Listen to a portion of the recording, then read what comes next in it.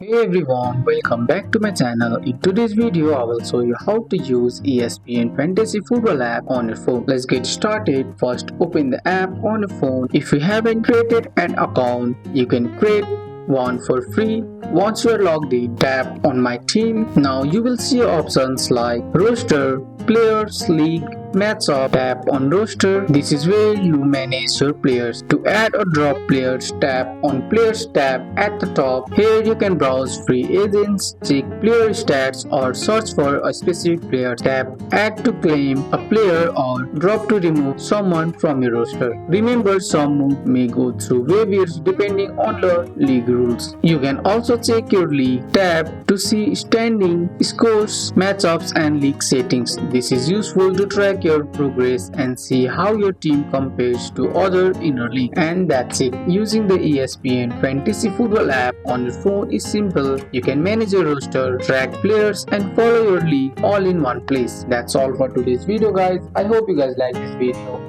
If you found this video helpful, drop a like, subscribe for more videos. Thanks for watching. See you in the next one.